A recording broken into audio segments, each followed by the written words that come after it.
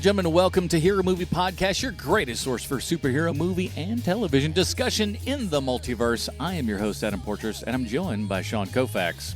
Birds of prey. And, of course, Bruce Leslie. I'm a prickly pear. Now insert some tiger noises. Oh, man, it is another Carolina Panthers first down. It's fantastic. That's how you know Huntress is using her powers. Yeah, let's Birds of prey. Today Take we are the birds and prey. off the rails already. We are discussing Birds of Prey, the pilot episode from 2002. And it is as much 2002 as I think that you can cram into 45 minutes.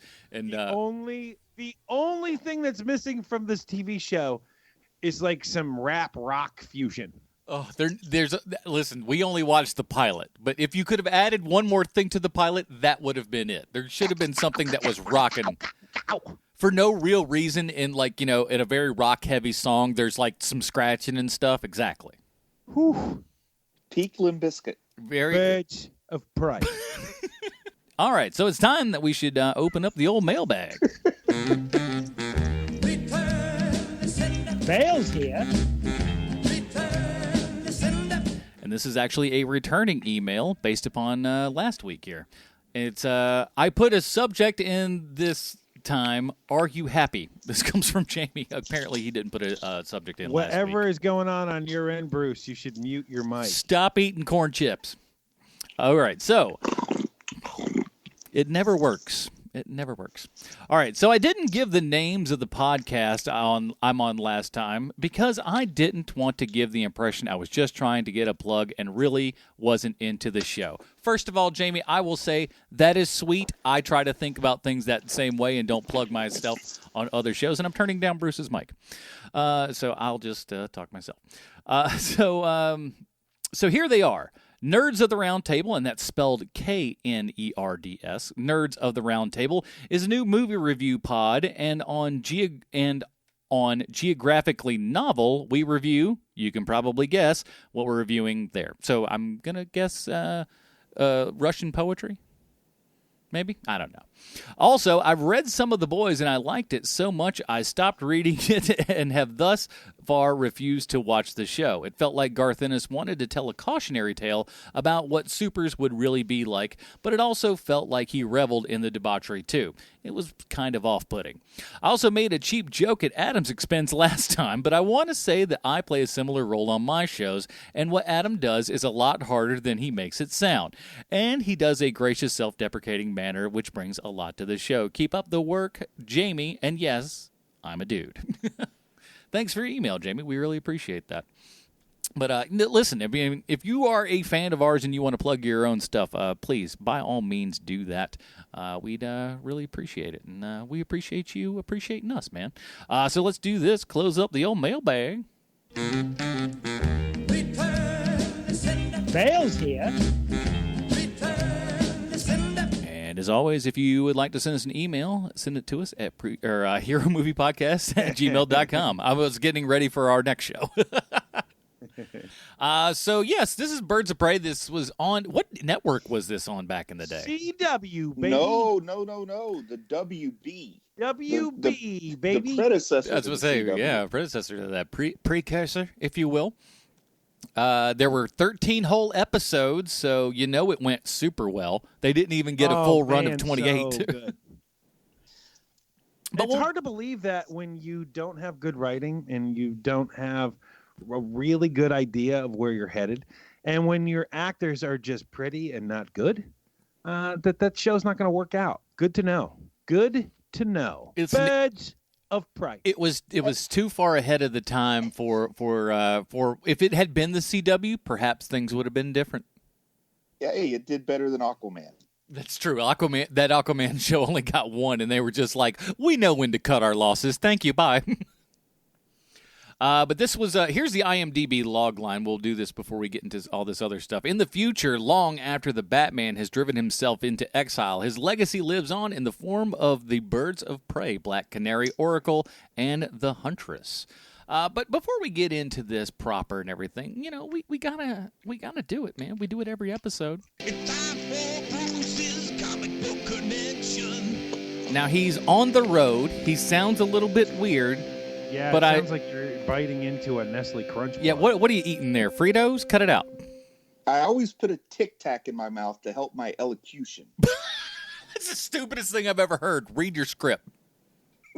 Are you ready? Do it. Okay. Huntress is a character with two different origins. One from Earth 1 and a very different origin on Earth 2. There's also a third origin if you count Paula Brooks, the Golden Age Huntress, who was an enemy of Wildcat, but she doesn't really pertain to today's discussion. Now, Helena Bertinelli is the most recent Huntress, debuting in 1989 and residing on Earth 1. Helena Bertinelli was born into one of Gotham's most prominent mafia families. Unfortunately, she was kidnapped as a child and abused in the worst ways possible by a rival mafia don, purely to psychologically torture her father. And she spends her life afterward as a withdrawn girl.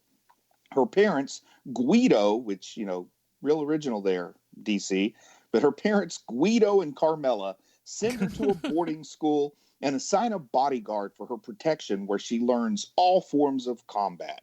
After she witnesses the mob-ordered murder of her parents at the age of 19, she crusades to put an end to the mafia.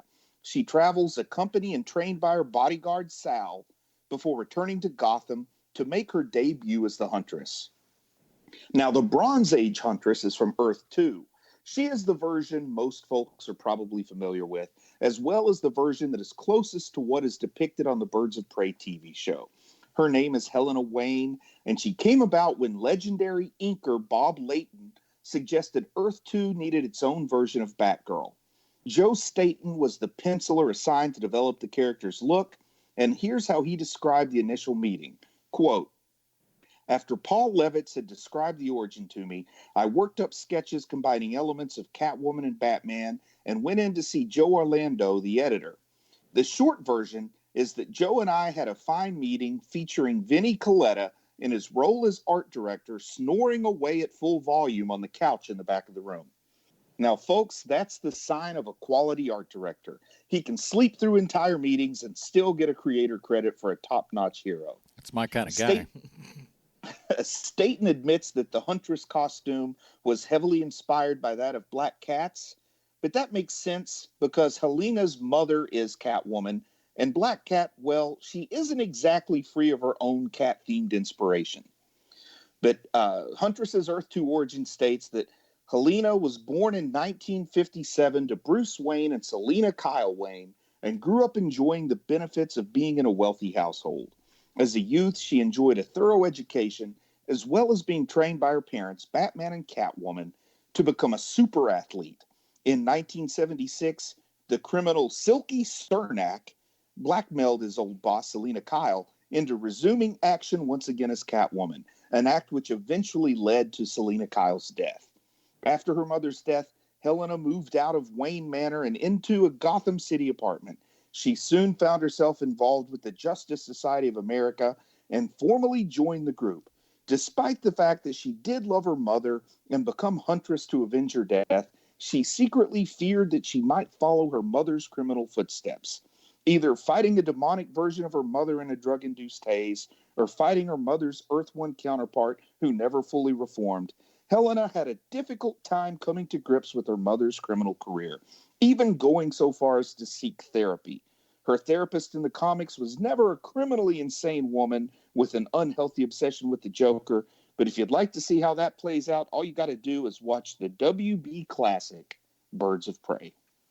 It's classic. Now, this entire series is available on the DC Universe app. That's currently Thank out. God. We're watching it. What, you didn't want to pay for the let's call it DVD? No, I mean that I get to watch all 13 episodes of this shit. That's why you ask these questions. You want to make sure that I paid the money to see all 13 episodes, because if you're going to spend 2 days binge watching a show, might I suggest Birds of Prey. This show is like you can't go further doing things wrong than the show has gone. You know, what it was reminding me, what it was making me think of watching it is like there's got to be a better way to do this.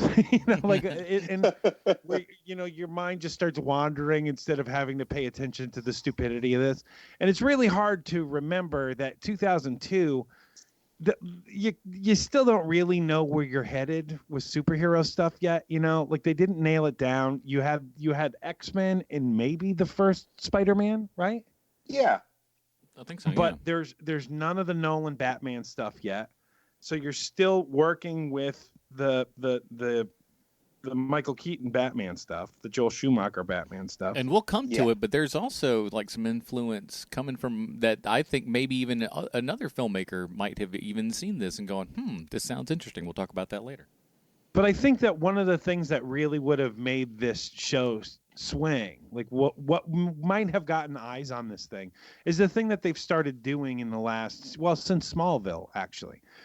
And correct me if I'm wrong, but Smallville is on TV, and this is basically the answer to Smallville, right? Where it's kind of, because it feels like this is like a very just poor version of the same idea, where, hey, we don't really have the thing that everybody wants, but we can make a reasonable facsimile thereof. Yeah, this I think came out between season 1 and 2 of Smallville. It's like this was in the off season they were showing this. But one of the things that Smallville does well, which I think that the show never got right, is that, and it made me think of it seeing Mia Sara on the show, who, by the way, still getting it done in 2002, even with, as I texted you guys, even with Ma'am's haircut from Webster. Perfect description of that haircut. And we still agree. getting it done. But what it was making me want is I want to see all the old superheroes from the 70s in this show. Make the Birds of Prey, make them Linda Carter and the woman who played the Bionic Woman, and like all of those people, make those actresses the Birds of Prey. Now, are they going to be able to wear skimpy costumes at this point? Probably not, but it's not like those costumes are awesome to begin with. No one is watching Huntress and going, man, I just really that costume is just the best. You mean the bland, boring nothing that the most. Mask. Cleavage is really the only thing that costume really does, and that's not even that much. It's just like that's the one thing that you'll go, oh, well, we got a little cleavage there, but that's about it. Otherwise, it is unremarkable in every single way. Yeah. Yeah, there's no mask. It's really not a costume. Instead of a cape, she has a trench coat, and I kind of felt like they might have been influenced a bit by the success of Blade with the look they were going for with Huntress. Well, and you got to remember, we're still we're still in Matrix time here. That still has come through as an influence for the last 2.5 years here. People are still gigging off a lot of Matrix stuff. Yeah, I would argue that time only exists as before Matrix or after Matrix. Like there's no going back now. There's certainly a delineated line within cinema. I would say it's quite an important one. Yeah. Yeah, but I was thinking more Blade than Matrix. But you make a great point. Did you guys see that there was the reunion of the show at Dragon Con? I want to say it's 2017 reunion of. No. I think I heard about that, but again, it was not a show that I watched, so it was not something that my eyebrow would have raised to. Go ahead, Bruce. Not only was it not a show that I watched, but these principal actresses, other than Mia Sara, haven't really been in anything that would have caught my attention to go check them out for other reasons either. No, it's true. And when you see them on stage at Dragon Con, because I watched the reunion for like 5-10 mints. The actors want to talk about anything else because it's just the three. It's the big three. It's Oracle, Nightwing, and Black Canary. Black Canary, yeah. And they want to talk about literally anything else. And the interesting thing that Black Canary, the actress who plays Black Canary, says is, I am now double the age I was when this show started. Oh man, wow, yeah, I guess that's true. Because she was 16 when she was hired to be Black Canary, and now she's 32 years old. And watching the other two actresses' faces when she says this is something to behold because they look at her like, I want to murder you. But let me tell you, she is, listen, this show is just almost entire, we'll mention the others, but almost an entire group of just gorgeous people.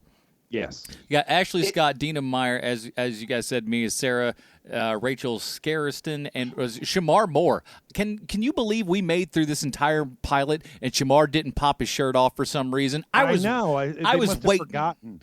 So waiting for that to happen. And then, like, that dude was just, like, so that early 2000s. Just a good-looking dude. Pretty good actor, for the most part, you know, given with what he's given. I liked him in The Young and the Restless. I was a Y&R guy back in the day. That guy also is the guy in every single Medea movie where the lady has to, like, not be with him anymore. Yeah. Yeah. You know, she can do bad all by herself. Man, I'm looking through all the credits for this Birds of Prey show, and I'm shocked that there's no David Goyer involvement, because the way they handle Black Canary here, which is basically, not only does this character seem to have nothing in common with Black Canary, there are plenty of other characters that could kind of be this character that already exist, but yet they still are trying to force this psychic, telepathic type character into being Dinah Lance. It's Black Canary. Shut your face. Like, that's the. Yeah, you're right. exactly. It is like, and it does seem like, while, and I'll give them credit for a kind of origin story pilot here and everything. It's not. It could be a lot worse as far as, you know, trying to tell that story. They at least do a fairly cohesive job. Oh, I think it could have been much worse. How do this show worse? Chronologically. You change all the characters to men. Batgirl is a dude, still named Batgirl. No, it's Birds of Prey with Oracle, Hunter, and Dude Canary. Dude Canary. That needs to be a thing. Hello, I'm Dude Canary. Were you guys riveted by this? I mean, did you pay attention all throughout? Were you like, yeah, man? Here's the thing. This like, is bad, I did a pretty good job. Worse. I did a pretty good job. It was as good as anything else in that era on television. I mean, I think it definitely fits the time it was put out. It's really weird because it has a thing to where you watch it and you know it's not very good, but there is something about it that you can't stop watching it. Is that it is... I could. It's kind of compelling. I was just like, this is so bad, but yet I can't turn away. Nope, disagree. I can. I did everything I could not to watch the show as it was on. My brain was playing tricks on me, doing whatever it could to not pay attention to the show. I would have to go, okay, I gotta go back and see that scene again, because I didn't hear a single word that the actors were saying to each other. Is the ceiling fan on in that other room? I better check. Right. Here's one thing I will say. Warner Brothers and DC should get, I mean, this show isn't great, but it's as good as anything else at the time. And I think they should get credit for trying to do some female-led hero stuff way before the esteemed competition.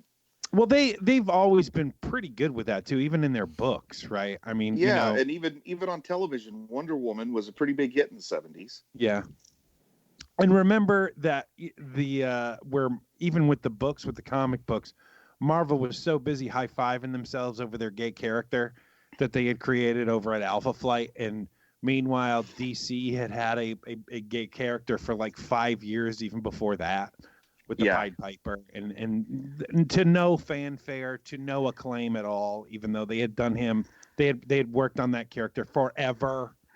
Yes, exactly. They've always been pretty good with that. They just don't make a big deal out of it.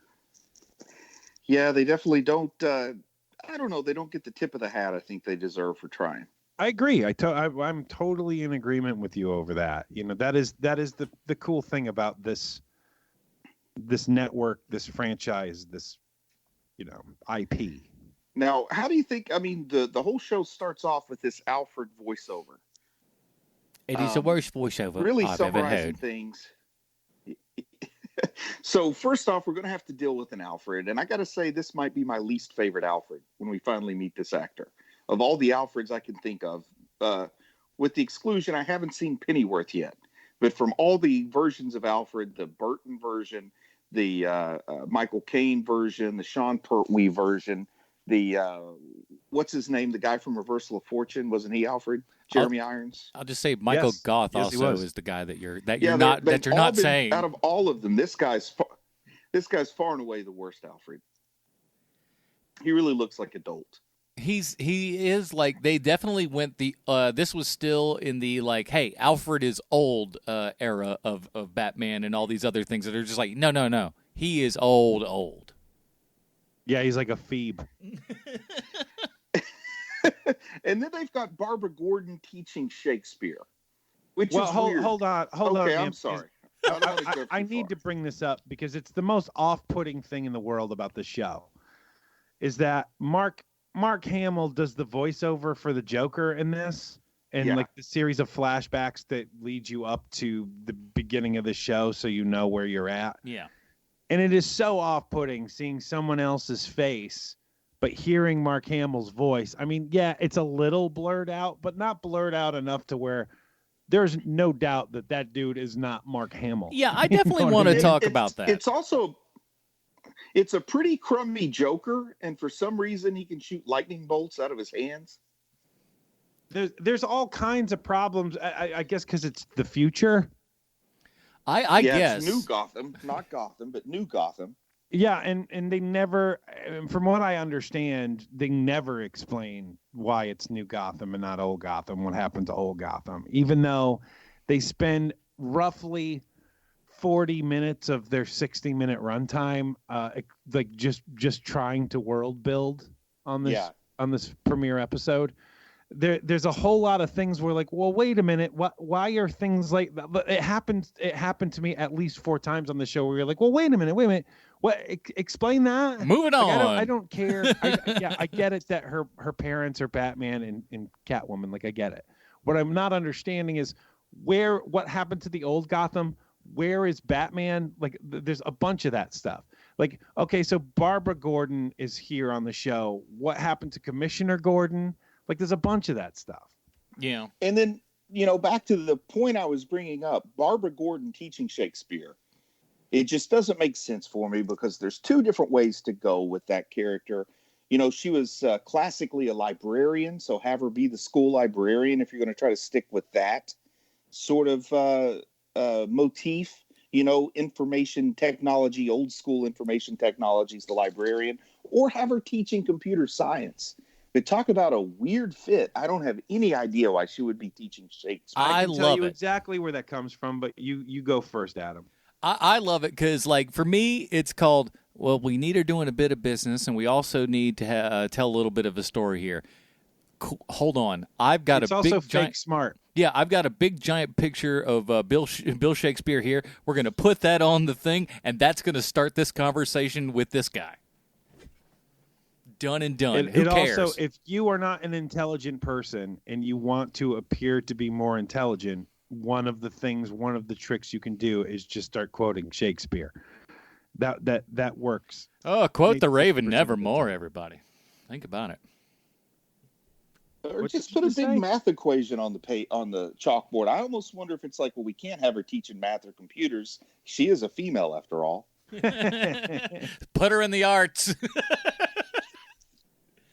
I love this scene because, like, and again, it's super awesome in the pilot because it goes nowhere. Like, it may do better in subsequent episodes of this series, but in this pilot, this episode, like, this bit goes nowhere. This guy comes up and he's just like, "Hey, how's it going? You're new to this thing? You teaching? You doing all this stuff? Listen, you want to go out with me sometimes?" She's like, "I don't know about all that." It's just.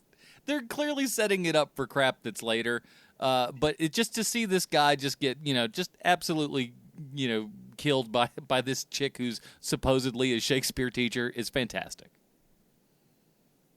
There is also, when it comes to Barbara Gordon, because I'm looking through her filmography now. Her filmography reads like the 90s, man. She's in Starship Trooper. She's in Johnny Mnemonic. She's in Star Trek Nemesis. Just everything here is screaming, "Oh, yeah, you were a big deal in the 90s." And I get it because she almost has screen presence. You know, she's very attractive, but attractiveness does not equal screen presence. Star power. Yeah. And man, she is like, just looking through all of this, she falls off a cliff in the 90s, basically, where they tried to make her a big thing, and then it was just, nope, it's not going to work out. So now you're going to be in Birds of Prey. And they were like, hey, she's in every like ill thought sequel to movies. Like, she's in, you know, like different versions of Starship Troopers. She's in, you know, like Decoys 2, Alien Seduction. That's and called I Will Saw Take Off My franchise. Clothes Just for like- Money. Yes, that is what that means for sure. Sadly, didn't work for me. I still didn't get the money. They gave you the old checks in the mail? That's not nice. No matter how many times I offered to take my clothes off on camera, I never got cast. Sir, this is for a McDonald's please put your commercial. pants back on. Da da da da da. Well, he's loving it all now, right. We can tell. Black Canary. I don't get why they decided they had to make Black Canary into this character they made her into. Like, I think you could still make this show work on pretty much the same storyline without her being just a totally recreated character. And I can understand that you're going to have to vary from the source material. You know, when it comes to the comic book version of things, Black Canary's like the one who formed the Birds of Prey. She's more experienced than even Barbara Gordon is. So here they've made her the high school kid who, by the way, is technically a runaway, right? Like, it makes more sense if you make Huntress the kid. Yes, and she's got the mysterious background to be chasing down. You find out, rather than knowing already who her parents are, that could be a big mystery to unravel as the season unravels, you know, who her real parents are. And you make Black Canary and Barbara Gordon the people who used to sort of like, you stay off my territory, you stay off mine, and they're forced to work together. Huntress shows up. You know, there's a lot of interesting ways to do it. And instead, they really make a bizarre choice. And they never, like, the actress was 16 when she was cast. Is that what you said? Yeah, she's 16. So this is a show where there is a teenage girl, an attractive teenage girl runaway, and they never deal with that side of things. Like, I think there's like a bigger social problem going on here, that it's like, gee, if a 16-year-old, you know, runs away from home, gets on a bus, that Oracle's just going to, no questions asked, let you stay with her and enroll you in her school where she's a teacher. I'm pretty sure that's sort of like a form of kidnapping, maybe. It's possible, but I think, you know, we all have to remember that Runaway Train was still playing on the television at that point. And, you know, the kid, it was a different world. And then, I'm reading about the creator of the show now, whose name I am going to completely butcher. Lita Kalogridis. Perfect. Let's call it Lita Kalogridis. Yeah, perfect. I think that was good that second time around. One when you look at her, when you look at her picture, you go, okay, so that's what that lady looks like. And then you look through her filmography, and it's a bunch of stuff where it's like, oh, she's a James Cameron lady. One, she is totally his type. And two, I gotta see her now. Yeah, I mean, you just look at the picture of this lady, and you're like, oh yeah, he definitely's gone after that lady. and two, she's the first thing listed under IMDb credits for writer. Yeah, that's a James Cameron type. If you look at the ladies he's kind of been with, that's about right. Yeah, they all look the same. Yeah, with the exception of Sarah Connor, like they all look the same. Yeah. Alita Battle Angel. She's a writer on that. She's a writer on Terminator Genesis. I mean, it's just like, it's like, oh yeah, of course, that's who. Yes, that's who this lady is. She could if she played her cards right, she could be Miss Cameron number 4. Yep, and then become a director, a very vengeful director later. I'll show you. And talented yet vengeful. And she did, actually. That was the best part. She goes, "Oh, I will show you."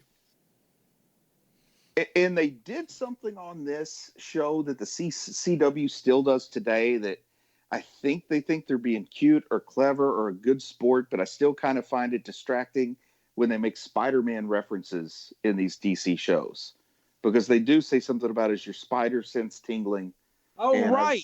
Yeah. That did hit me wrong, too. Again, that's another thing where Because you're like, why Spider-Man was a big hit in theaters when this was being made. Why is Goyer not on this? That feels like an absolute Goyer move to just throw in a weird Spider-Man reference where it doesn't even remotely belong.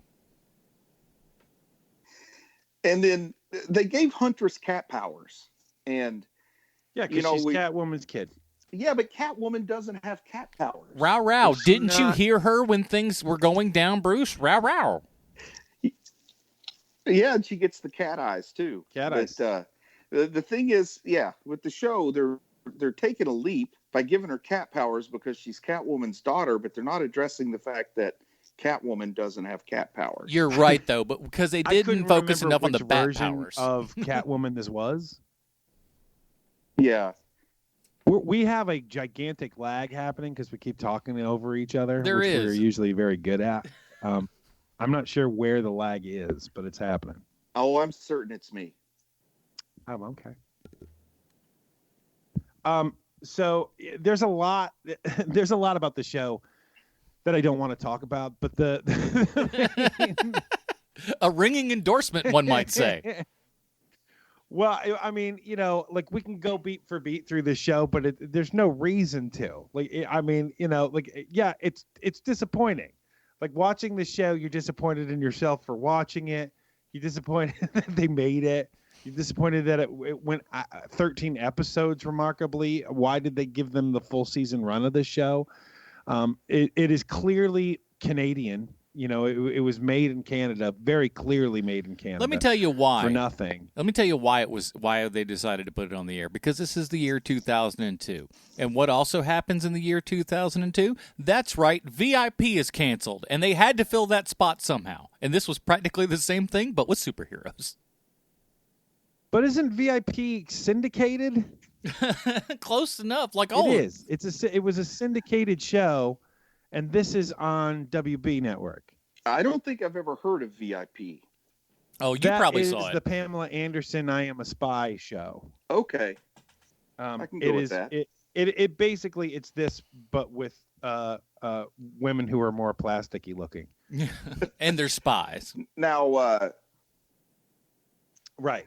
When was Charmed after this? No, that's got to be before. Charmed is the weird thing where it's on for so many seasons, like your Supernatural, where you're just like, wow. So this show was just always on, 98 through 06. Holy full crap! Cast changes. Yeah, because I kind of feel like they're trying to do Charmed only with superheroes instead of witches here. Yeah, I mean that's basically what's happening, and it's that fake girl power thing where. Like you're not really, you're not really empowering women with the show, but you're pretending that you are because it's all female. And Charmed was on the WB. That's correct. And I don't know, I think it's specifically Ashley Scott, the person playing Huntress, that just gives me kind of a Charmed vibe.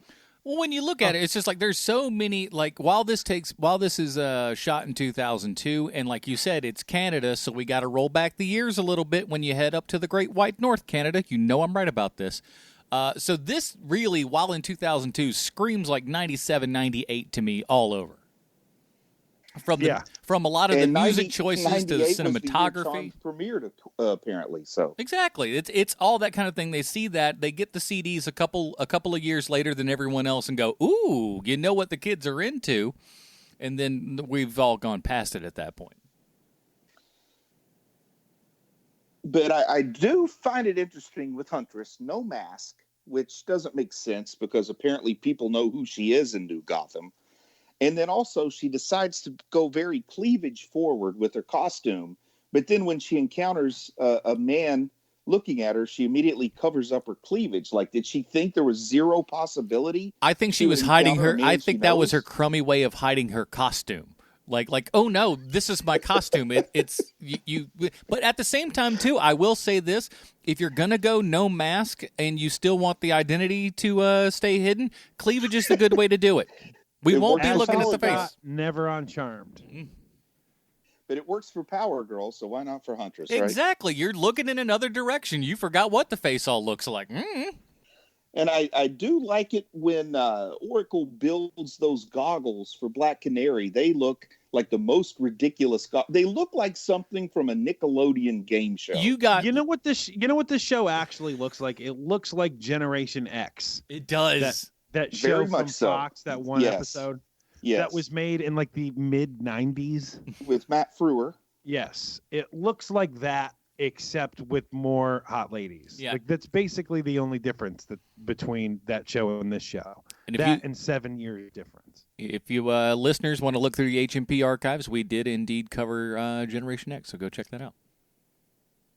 We did this to ourselves. This was not something that people who give Adam money. I will say this is easier to roll with than Generation X was. Oh, I disagree. Generation X though is like you just drop some Molly and are going insane.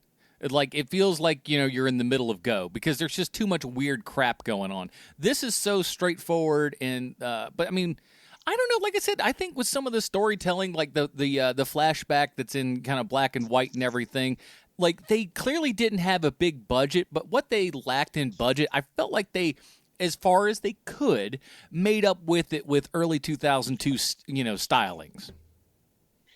And I understand that they're painting Harley Quinn to be the big villain, and it's a nice twist because that character is a psychologist or a psychiatrist, depending on which version of her you're more familiar with. So it works. But just because they want the big villain to be Harley Quinn doesn't mean they can't actually bring in comic book villain of the week, and that's something that stuff in this era would sometimes bother me, is that they would bring in just nobody characters, even though they have the rights to plenty of throwaway comic book characters that they could bring in.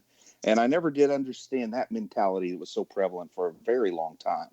Congratulations to them, though, because they did something that I did not think they could have done had I known that's who that character was. They don't drop the dime on her name right away. I was surprised. She calls her Dr. Quinzel when we first meet her. Oh, is it when they first meet? Because I remember her introducing to the guy later. Maybe I just, shucks. I thought they were smart and, skipped that first introduction, and we were just going oh, that's her therapist. But, dang it. Well, my theory's ruined. And did Mia Sarah ever put on the Harley Quinn costume? I've got to look into that because that would be cool to see. That sounds like a season 3 kind of thing. Yeah. I'm going to finish this first season just to be sure. Are you really? You're gonna watch the entire season? Maybe. If I have a really slow day, I'd pop one on maybe, just to kill 45 minutes. Because there's like a million shows that you need to watch. I know. You never watch. Yeah. But you're gonna watch this trash bag? What can I say? I watched about half of episode 2. It wasn't too bad. Put that on the box art. It wasn't too bad, Bruce Leslie. We haven't talked about him, but the guy exists in the first 2 minutes of this show. Aaron Paul jumping on the screen. Yeah, that was pretty cool to see. That was almost jarring. Instead of Aaron Paul, I thought it was some guy that looked a lot like Aaron Paul. It does, because you do have that reaction at first, because he's much younger than we kind of, everyone really knew him on Breaking Bad, and that's when we got to know the guy as an actor. He's obviously done things previous and post that, but that's where, his star really rose to fame, and he does look a good bit younger in this, so for half a second you do go, is that? No, it definitely is him. Unbelievable. And he's got a short little role in this pilot, but fun nevertheless. I definitely had to check the credits to make sure it was really him. I wasn't going to say that Aaron Paul was in it and then be embarrassed when it wasn't him. Well, lucky him. He actually got opening credits billed there, which is not too shabby for as long as he was in this episode. Good on him. Yeah, this was the same year he appeared in National Lampoon's Van Wilder, apparently. So listen to this. Know how well that did. Have either of you read any of the trivia on this show? No. I have not. Actor Bruce Thomas, who played Batman in the Batman OnStar commercials, was previously credited as playing the character on the show. But in an interview, he said that this was not the case. He also noted that he contacted the Internet Movie Database to correct the error, but they never did, as the actor who portrayed Batman in The Birds of Prey was yet to be announced by WB. I am guessing that actor Bruce Thomas put this trivia in. The OnStar Batman commercials. Batman. I've not thought about that since those commercials came out. Yeah. My third favorite Batman. The Batman suit worn by Dinah Meyer in the series is a repaint of the one worn by Alicia Silverstone in Batman and Robin 1997. When you look at it, that does make sense. But I will say this: the recolor and everything. I like her costume in these flashbacks. It kind of makes me wish I had that show. That would be a good show, or better show. Maybe not good. At least a better, different. First actress they tried to get to play Harley Quinn in the series, Sherilyn Fenn. Now, who is she? That name's familiar. You'd probably best know her from Twin Peaks. Okay, yes. I think I used to get it because Finn and Flynn sound alike to a guy like me, and I used to get her and Laura Flynn Boyle confused, I think. Oh, Lord, yeah, they look a little similar. Any more trivia? I'm loving this trivia. The pilot features a reference to fellow WB series Smallville. Helena Kyle mentions to Barbara Gordon and Dinah that meteors sometimes cause mutations. Inside reference, Birds of Prey and Smallville are both produced by Colin Robbins Productions. However, the two shows are not set within the same continuity. Oh, what a shame and a travesty and mockery that is. I know. But I mean, I do like there are some of those points in there that are super great where she is kind of giving that exposition and stuff, and it is just throwaway, like, just shut up. That's what, yeah, you're a, what do we call them?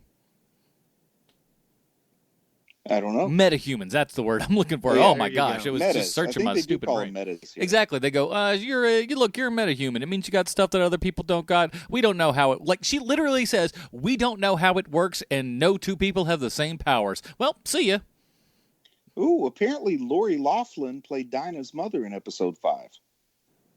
Oh man, she has her own problems now. Really? Yeah. Now, what was the name of the guy from the OnStar commercials again? His name, that actor's name, is Bruce Thomas. Okay.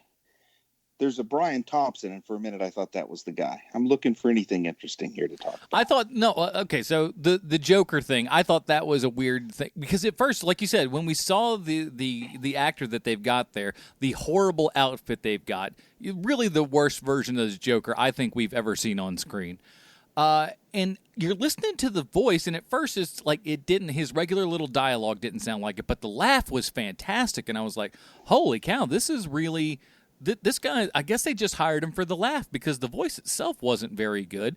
But yeah, I mean, learning that it was actually Mark Hamill was really, really bizarre. I don't know why they did any of that. You know what it kind of looks like when it's out of focus? His turn as the what's-his-nose in The Flash. The Trickster. It looked very if the Trickster dressed like the Joker and he was trying to make fun of him, that's what he would look like. Now, I don't know if it was just a poor quality image that they're giving us or what, but it looked to be like they made no attempt to put any makeup on the Joker. They just guy's him a green wig and it was a regular guy's face. No, it was kind of white and stuff, but then again, I wish they would have dropped in like little fun cues and stuff for the comic book nerds. When he goes and shoots Barbara, he's just dressed in what you would normally think of as a regular Joker the attire, Hawaiian shirt and everything, and the or at least a hat. At least the hat. You know what I mean? It's ridiculous. And I like it that the little intro says in their final battle, Batman defeated the Joker, but then he had 2 hours to go kill people before he went to prison. That part didn't make sense to me. Like it sounds more like Joker kind of won if he got away and killed a few people first. Well, he had a chance to get away, and then it was just like, well, Batman didn't kill him, and my life would have been a whole lot different that day. But eventually, he just got free and then went and just tried to kill me. I'm like, are you kidding me? This is just, it's so badly written. I will say this, though. The Batman did kind of look cool. Do you think that Mark Hamill actually sat in a booth and recorded stuff? Or do you think that WB just had all the sound from the animated series and they used some of that? No, I think that they had him in a booth recording it. Because it doesn't sound the same as his original Joker stuff. And that's why, like I said, in the first part, I was confused because I was like, this doesn't sound anything, because I didn't know it was Hamill, of course. I'm like, okay, it sounds a little bit strange. And when he laughed, it was just like, ooh, that's really good. And there's a reason why it's really good. The guy who does it the best did it. So Ian Abercrombie, who plays Alfred Pennyworth on this show. How old was he then? And Say what? How old was he then, and is he alive now? No, he is not alive. He Oh, was shocker. 39 when the show was on. Big alcohol problem. But Ian Abercrombie plays Alfred Pennyworth on this TV show, and he is also the voice of Alfred Pennyworth in Batman the Animated Series. And Clive, and here's where it gets a little like, oh, hey, that's neat, is that Clive Revel played the part before Ephraim Zimbalist was cast for the animated series. Revel voiced the Emperor in The Empire Strikes Back, and Abercrombie voices the role of the Emperor on Star Wars: The Clone Wars. Yeah, so three different guys who have voiced Alfred Pennyworth from the animated series, two of them also were the voice of the Emperor in Star Wars. That's pretty awesome. That's wild. That's a wild bit of trivia. I like that. He also played Smithy in Garfield: A Tale of Two Kitties. Uh-huh. Man, you want to hear some great stories. Listen to Bill Murray talk about his time on both Garfield and Garfield: The Tale of Two Kitties. Does it all involve a Brinks truck backed up to my house? And I said, okay. Well, it's this weird thing, which is that he comes in, and it's the rare case where they actually shot the entire movie before they brought in the voiceover. Not a good sign. And he said, every day is me yelling at them, at the director. So me and the editor are working 12 hours, 14 hours a day. I'm trying to make the dialogue work better for the cat, and he's got to re-edit everything to try to make it all work. Mm-hmm. And they gave him a whole lot of money. And then for the second one, they did the exact same thing again. And he said, I almost murdered everybody involved. Well, Bill, we've got some good news and some bad news. The good news is we've told hired that you the again. Coen brothers were involved in the making of the movie, which is why he agreed to do it in the first place. Wrong Coen. Yeah, it was. I think it's even like the guy's first name might be Ethan too. It's like really Rob. Is Rodney and Mike Coen. Oh man! Now, also, this Alfred. Another thing, I still can't get away from the weird stuff they did with Black Canary. But the 16-year-old runaway shows up at the mansion, and the first thing that Alfred says is, "Go jump in the shower, you dirty, dirty girl." It's just made me very. It was a little creepy. It almost. Perhaps you'll jump in the shower. Don't worry, I don't have any surveillance cameras. That's precisely where I was going to go with it, because it did seem just like specifically the bathroom up the stairs, 2 to the right, 2, not 3, 2 to the right. That's the shower that you want to go to. It's been set up especially for you. Ugh. And then also, then he goes to talk to Barbara while Black Canary's in the shower, and I swear exactly 12 seconds later, she comes back in the door, hair completely wet, clothes changed. Like, her superpower is showering incredibly quickly. Hey, listen, my dear departed grandma, she would actually shower in between commercial breaks. That woman was quick. It happened, and that's back in the 60s when commercials were quick. And smoke a cigarette while she was doing it, right? It's probably. Yeah, well, yes. Actually, that grandma certainly was smoking a cigarette as she was showering. I could promise you that. That always impressed me. People that could use tobacco products and shower at the same time. I enjoy the cigarette and a beer in the shower. That's always just a winning combination. Says you're doing something either super right or super wrong in life. We don't know which. The final showdown here. I got to talk about this because they use another trope I don't like. I think it might have been last week, maybe the week before, maybe a totally different podcast altogether. It all runs together with me. But I talked about how I don't like dream sequences. I also don't like psychic battles where you just fist fight, but it's all in someone's mind.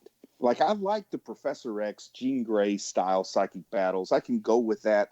But when you have Huntress just winning a knife fight against a guy in a psychic battle, I don't dig that very much. And I hate that kind of way of dealing with something. You got to do let me have a real knife fight. It's just as easy to shoot a real knife fight as a psychic imaginary knife fight. You got to do it cool, like the end of the last season of Legion, where there's just like crazy Legion, wild. It makes sense. Yeah, it's doesn't make neat. sense for Huntress.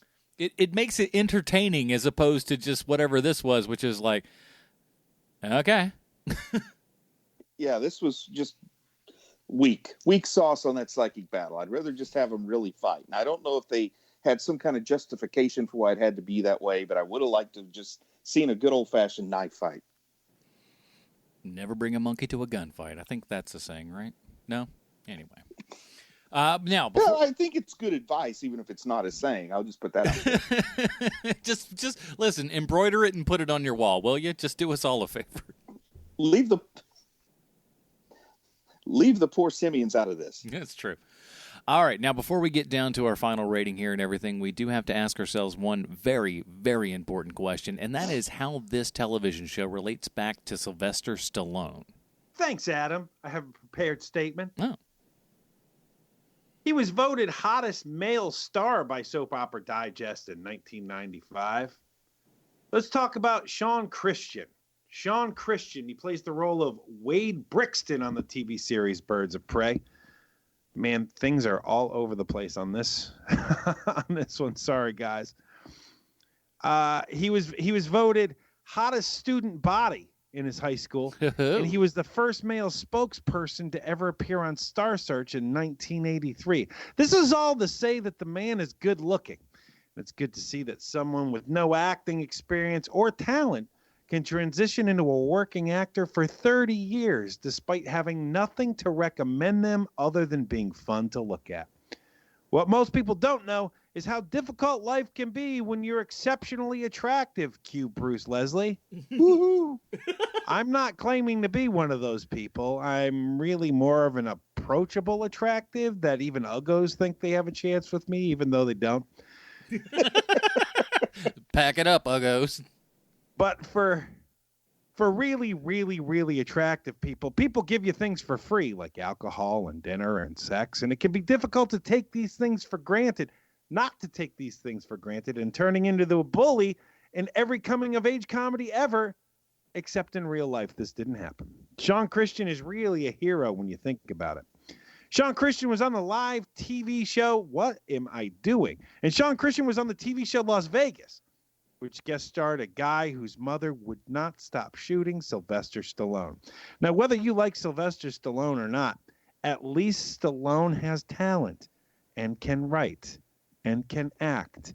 Sean Christian blue steeled his way into a show that also boasts Sylvester Stallone with literally no acting talent or prowess whatsoever. Sometimes life is unfair. Sean Christian's never had to unload a truck. He's never had to hear, I don't think you're not supposed to be in here. And there you have it, H&Pers. This week's Stallone Connection is Sean Christian. Thank you, and I'm sorry. I'm Sean Koufax. I'm sorry. I've started, once you said his name and everything, I'm flipping through all of his pictures in the IMDb and like, yeah, that's just a dude who's hired for being super good looking and just like you are aesthetically exactly what this television show or whatever needs right now. You are just this placeholder, super handsome, hunky dude. But there is not a single person who's ever gone, you know who's totally underrated? Yeah, no, there's not a lot of that going on. But they're like, if we need a handsome guy who can also pull off handsome and douchey, that's the guy you go to. Yep. I feel like he should have played Ted Bundy in a made-for-TV thing. Yeah, like a really, really bad Lifetime movie or something. Yeah.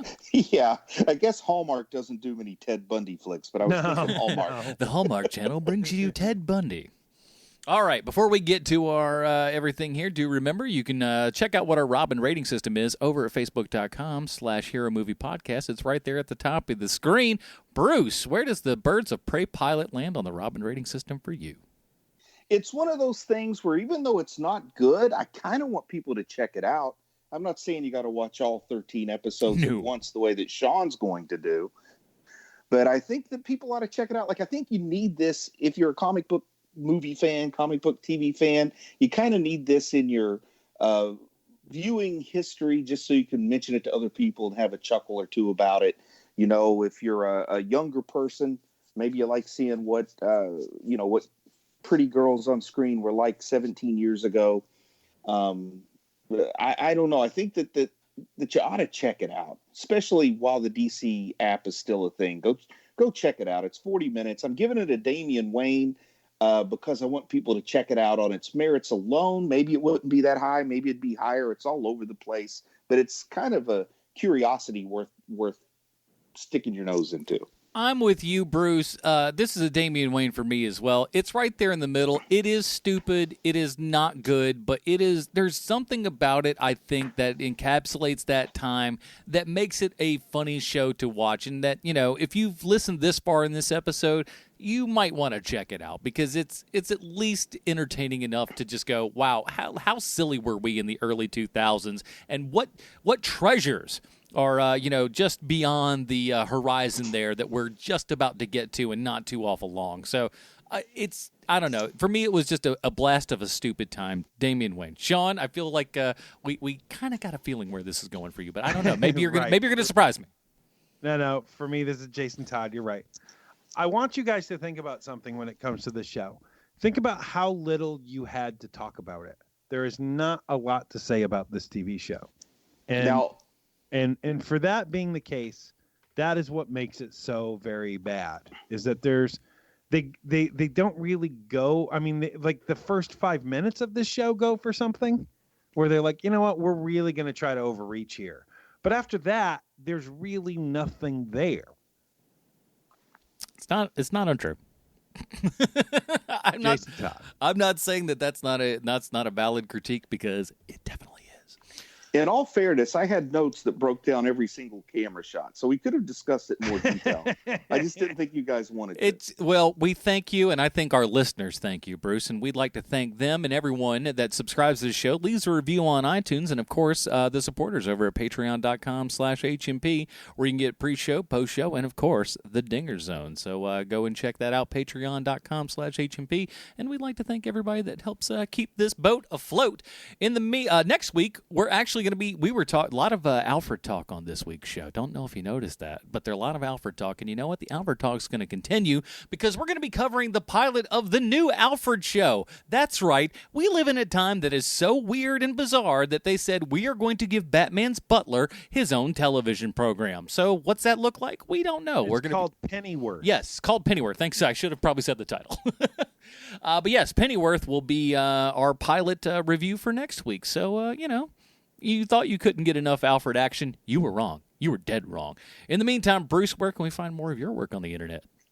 Check me out on Preacher Podcast. I think the next episode we record will be my best ever. It'll be my favorite ever. Bruce is not going to be on Preacher Podcast next week, everybody. He won't do it. We've tried to, put him in, and he's talking Mr. Big Shorts over there. We don't know what that's about. But Sean will be there, won't you, Sean? I will, and if you want to hear me yell at my co-host, listen to the first episode of season 4 of Preacher, where I could not be more violently angry at everyone on Earth, never mind just my co-host. Well, it's how things work around here. And the Film Find is still trucking along there, everybody. This week I'm going to have a review up of Hobbs and Shaw and the new scary movie or scary stories to read or scary stories in the dark, whatever the heck it's called, from the book that was when you were a kid. So it's out. Scary Stories to Tell in the Dark. That's the name of the movie. It's based on a book, and it's out right now. So I'm going to be talking about that. So check out the Film Find as well. That is it, everybody. Join us next week when we're talking about the Pennyworth pilot. I had to slow that one down. For Sean, Koufax, Bruce Leslie, my name's Adam Portrais. Stay super, everybody. Bye, Marty Navy. Hold on. Don't be scared. You'll never change what's been and gone. May your smile shine on.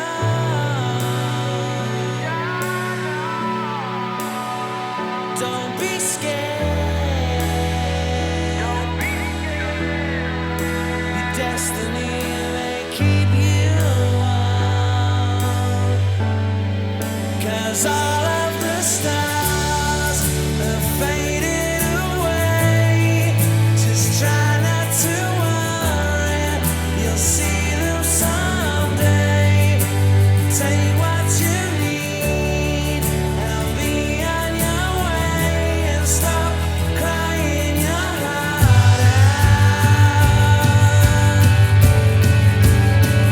Get up,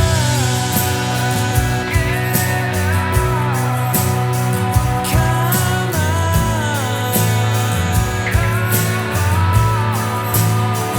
Why you scared? Never change what's been